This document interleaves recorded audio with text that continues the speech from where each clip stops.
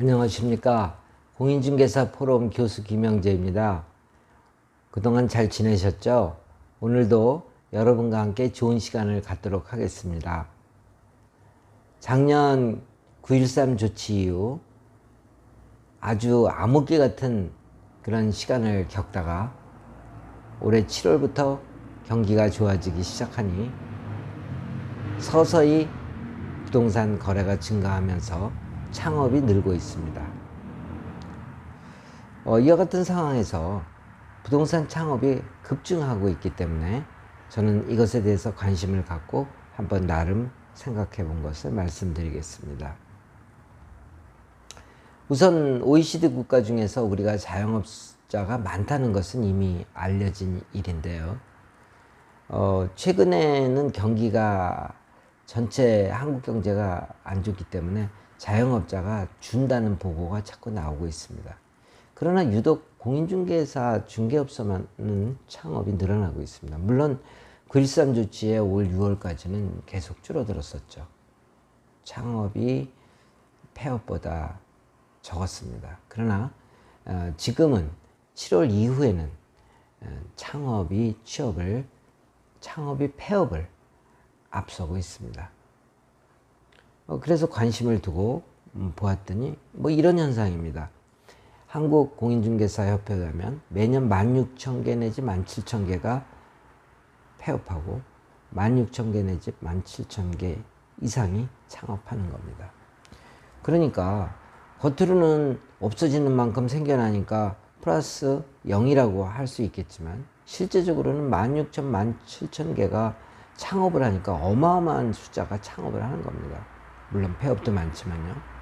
그럼 왜 이렇게 창업이 급증하는 걸까요? 왜 이렇게 창업이 많아요?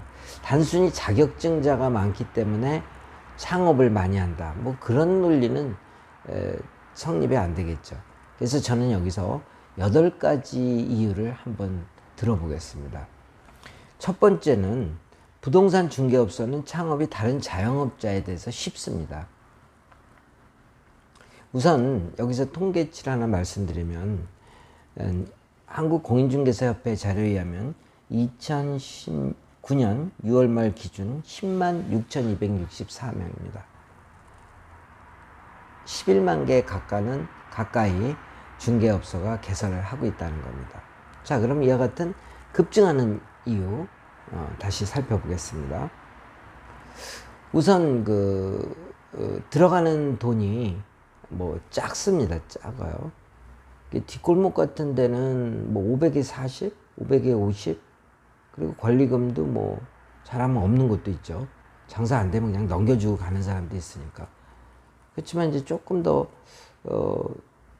도로 쪽으로 나오면은 80에서 100 정도. 그 다음에 또 몫이 좋으면은 또 100에서 한 200 정도. 그리고 신도시 같은 경우나 고가주택 있는 데는 400, 500 그렇겠죠. 물론 타워팰리스 같은 데 2칸, 3칸 쓰는 데는 1,500, 2,000, 2,500도 씁니다. 물론 이렇게 다양하긴 하지만은 적은 자본으로도 중개업을 시작할 수 있기 때문에 창업이 급증하는 첫 번째 이유가 되겠습니다. 그러나 여기서 우리가 한번 생각해 볼 점은 무조건 내가 어떤 업종을 하겠다. 아파트를 하겠다. 상가를 하겠다. 토지를 하겠다. 건물을 하겠다. 분양권을 하겠다에 따라서 장소가 달라져야 된다는 것이죠. 그냥 돈만 적은 거 갖고 그냥 시작한다. 그거는 아닌 것 같아요. 그죠? 또 어느 지역을 선택하느냐에 따라서 투자 금액이 달라질 겁니다. 근데 무조건 돈이 적다고 그냥 적은 데서 시작해서 비싼 데로 이동한다. 이거는 조금 논리가 안 맞는 것 같아요. 하여튼 가격이 싸다고 쉽게 시작하는 것 같은 생각입니다. 두 번째는 창업의 운영비가 다른 업종에 비해서 별로 많이 안 들어간다고 생각하는 거죠. 실제로 보면 별로 안 들어갑니다. 운영비가. 들어갈까요? 식대 좀 들어가겠죠. 공과금 좀 들어가는데 통신비, 그 다음에 수도세, 전기세 뭐 별로 많지 않죠. 또 어떻습니까? 뭐 인건비가 또 관심의 대상이 되는데, 인건비는 물론 봉급을 뭐 100, 120, 150, 200 주는 사람들도 있지만 대부분 뭐 봉급 주기보다는 그냥 비율제로 나눠 먹기 식으로 한단 말이죠. 그러면 인건비도 별로 들어갈 일이 없어요. 그것에 비해서 일반 식당이나 뭐 소규모 업체 같은 경우는 인건비가 많이 들어가죠. 인건비가 상당 들어갑니다. 그리고 재료비도 뭐 20, 30% 이렇게 들어가죠. 그죠? 그리고 공과금도 뭐 워낙 그 고객들을 많이 대하고 뭐 그러니까는 전기세, 수도세가 장난 아닙니다. 뭐 몇백에서 몇천 들어가는 경우도 있고요. 이러다 보니까 겉으로 남고 뒤로 미치는 그런 장사가 많이 있죠. 그러나 우리 중개업소는 운영비가 안 들어가니까 사람들이 편안하게 생각하는 것입니다. 그러나 생각해 보십시오. 여기서 유의할 점이 있습니다. 운영비가 안 들어간다고 해서 그럼 뭐 운영만 하고 0이면은 됩니까? 그런 건 아니잖아요. 운영비를 제하고 집에 갖고 갈 게 있어요. 갖고 갈 게. 예? 생활비는 갖고 가야 될 거 아닙니까? 그런 부분이 좀 간과가 된 거죠. 운영비만 싸다고 하는 것이 아니라 수익이 얼마나 하느냐, 수익을 얼마나 낼 수 있느냐, 이런 업소를 얻어야 되겠죠. 세 번째는 자격증만 취득하면 그냥 굴러간다. 그냥 부딪히면 다 굴러간다. 이렇게 생각을 하는 거예요. 그렇습니까? 아마 공인중개사 자격증을 준비할 때 아마 학원에서 굉장히 그 꿈을 많이 심어주는 것 같아요. 당신이 자격증만 취득하면 당신은 고생 끝이고 이제 성공 시작이다. 뭐 이런 식으로 그냥 무조건 따기만 하라. 앞뒤 보지 말고 따기만 하면 당신은 탄탄대로다. 뭐 이런 식으로 교육을 시키는 것 같아요. 그러니까 그 사람들이 나와가지고 시험에 합격하면 뭐 대단한 거 딴 줄 알고 이렇게 다니시는 분도 있고, 어떤 분은 또 갑질까지 해요. 예. 뭐 내가 이거 어떻게 땄는데 말이지, 뭐 이런 식으로 좀 기존의 사람들이 보기에는 좀 우습죠. 그죠? 뭐 어떤 사람은 또 뭐 3개월에 땄다고 자랑하대요. 3개월에 따면, 물론 남들은 1, 2년, 3년 하니까 3개월에 따면 자랑거리가 될 수도 있죠. 어떤 사람은 또 만점 맞았다고 그래요. 뭐 확인도 안 되는 거 뭐 90점 맞았다고 하고. 자랑거리인지 모르겠어요. 왜? 우리 기존 중개사 입장에서 볼 때는 점수가 그렇게 중요한 게 아니거든요. 뭐 합격증만 있으면 되는 거고, 오히려 점수가 낮은 사람이 중개업은 더 잘하는 것 같아요. 제가 이렇게 가만히 심리를 보니까 점수가 낮은 사람은 좀 위축된 상태에서 더 잘해야 되겠다, 이런 생각을 갖고, 점수가 높은 사람은 뭐 내가 이제 이렇게 높게 땄으니까 중개업도 잘하겠잖아, 아니라는 생각을 갖게 된다는 그런 상황이 전개될 수도 있다는 거죠. 그래서 창업을 하면 현실적으로 부딪히면 된다 하는 이런 논리는 맞지 않습니다. 왜냐하면 피나는 노력이 필요합니다. 피나는 노력. 그죠? 그래서 중개업을 하는 사람이 지인들이 있으면 그 사람들이 좀 브레이크를 걸어줘요. 예? 지금 시작해서 당신이 웬만한 노력 아니면 성과가 없을 거다, 이렇게 얘기를 해준단 말이에요. 근데 보면 아는 사람 중에서 중개업자가 하나도 없는 사람이 있어요. 그럼 자기 멋대로 자기 생각대로 하는 거예요. 그러다가 그냥 차려서 하면은 폐업하기 일쑤죠. 그죠? 폐업하기 일쑤란 말이에요. 그러니까 그런 뭔가 좀 생각을 한번 더 해볼 필요가 있다는 거죠. 그 다음에 네 번째는 나만의 공간을 확보할 수 있는 기회로 삼는 거죠. 정말 직장 생활 오래 하고 그동안 지시도 많이 받아왔고 이런 입장에서 좀 자기 공간을 갖고 싶은 거예요. 우리 한국 사람들은 누구한테 지시받기 싫고 좀 독자적으로 뭘 하고 싶어 하는 그런 독립성이 굉장히 강한데, 잘 된 거죠. 중개업소를 얻어서 나만의 공간을 갖고 나만의 공부를 하고 나만의 취미 생활을 하고 그죠? 나만의 행복감을 느끼고 뭐 그런 공간이 있다는 건 좋습니다. 그래서 거기 친구도 만나고 또 친구들한테 자랑도 하고 내 나이 들어서 내가 이렇게 공간도 확보했단 말이지. 부러워하고 또 전문가라는 사실도 알리고 뭐 이런 공간을 확보했다는 데서 굉장히 프라이드를 갖죠. 우리 회사 다닐 때 보면 임원들 방에 있고 또 비서도 있고 이러면 굉장히 부럽지 않았습니까?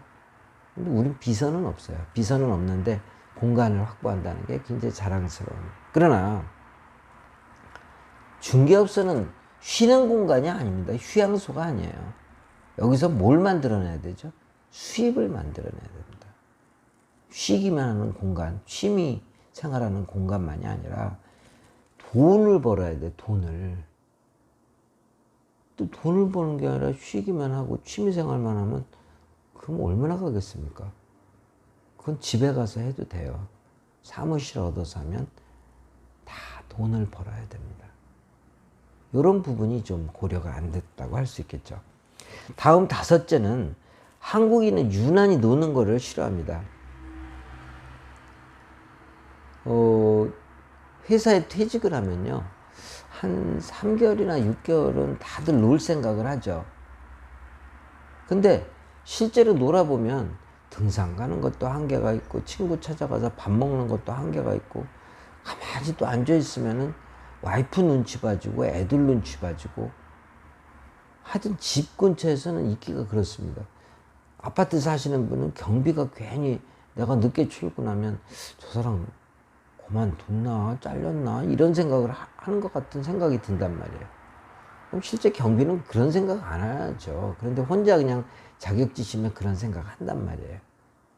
이렇게 논다는 데 대해서 굉장히 사람들이 불안하게 생각해요. 그래서 뭔가 좀 직업을 가지려고 그러는데 뭐 직업 취업하기는 쉽지 않으니까 이제 창업적으로 해보는 건데 여기서 생각해 볼 게 뭐냐면요. 부동산 중개업은 전문가라는 사실이죠. 그냥 뭐 놀기 싫어서 창업을 한다. 그건 아니에요. 중개업에는 기사성 같은 사람들이 많이 있습니다. 그 사람들하고 경쟁을 하려면 여러분들이 실력을 갖추고 전문가로서 일해야지. 그렇지 않고 그냥 놀기 싫어서 한다? 그거는 아니죠.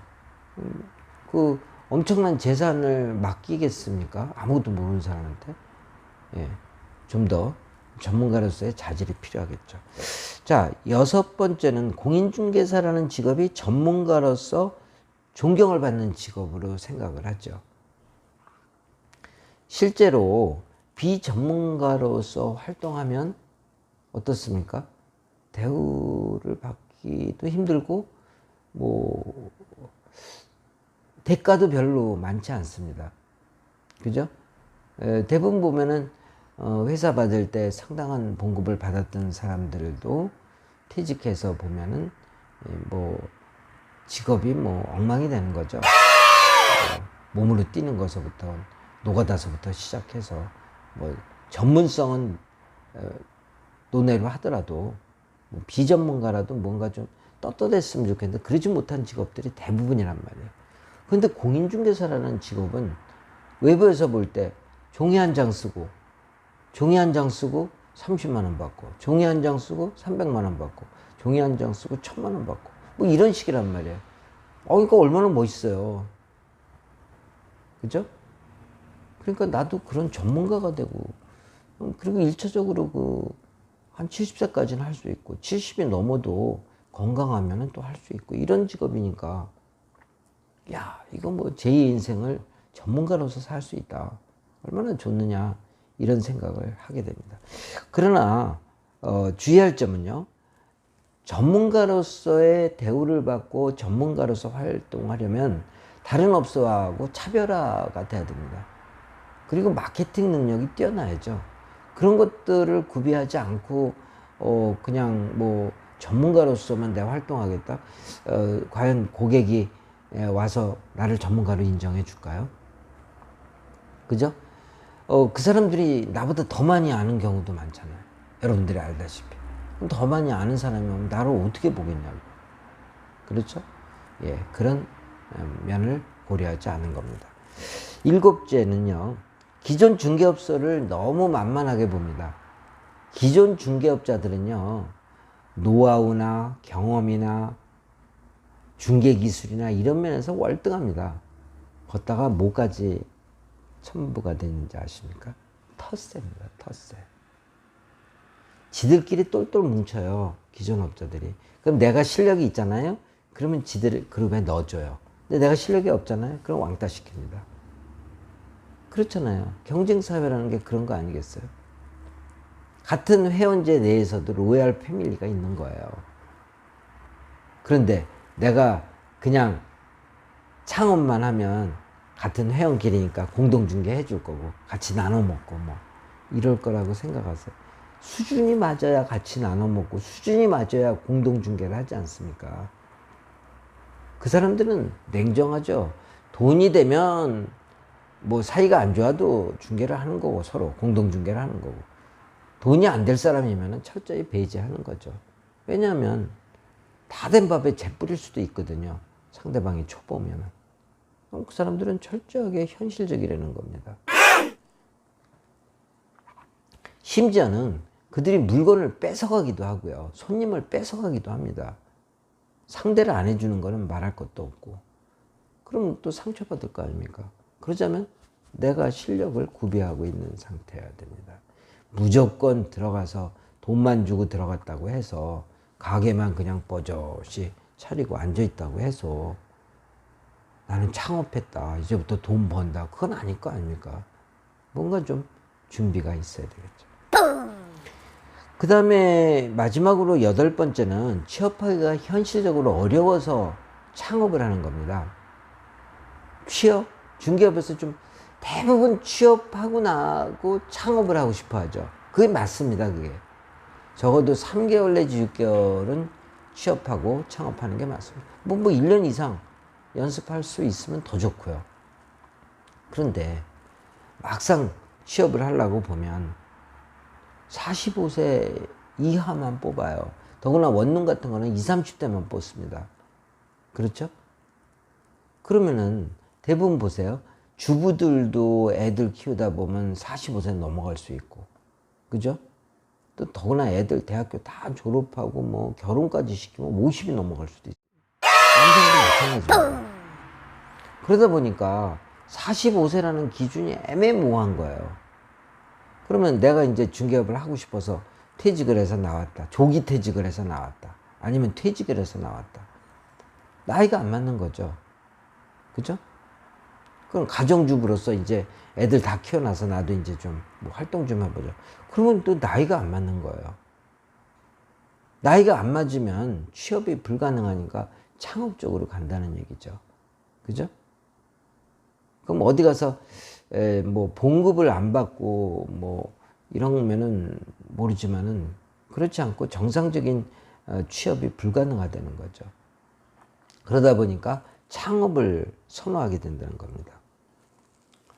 심지어는 장사도 안 되면서 갑질만 하는 중개업소도 많잖아요.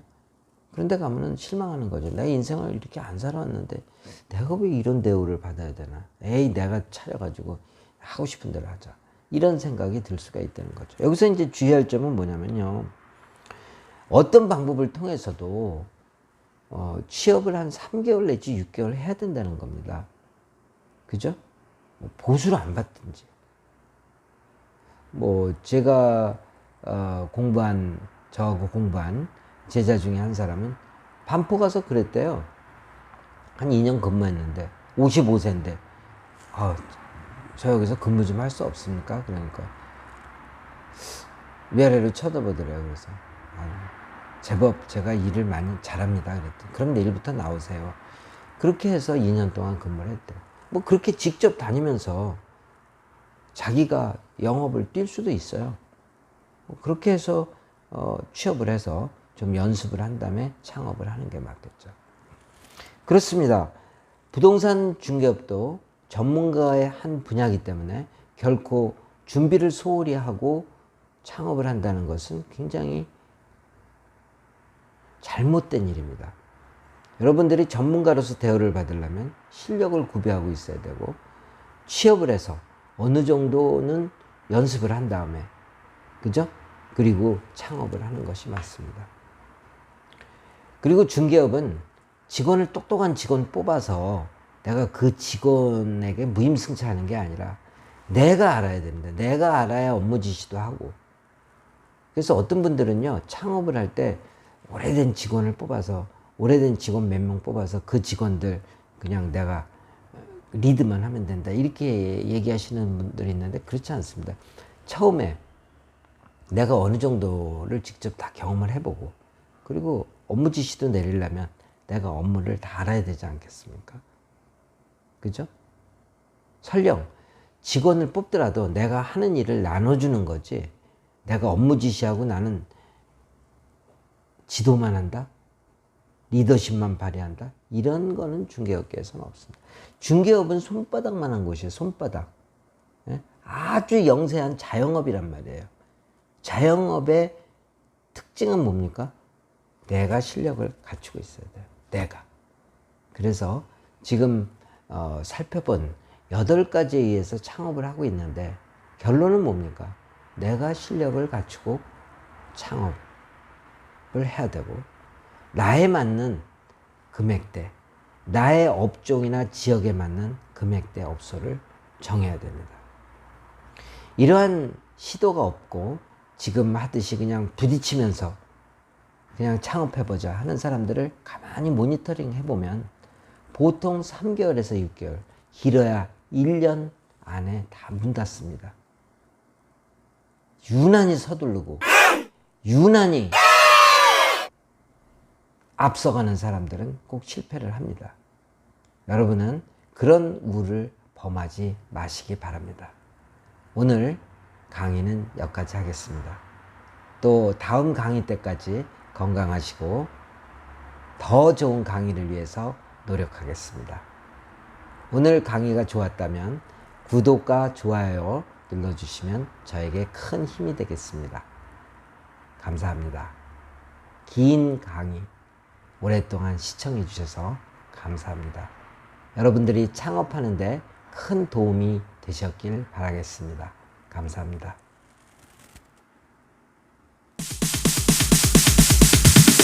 Sorry ass DJ.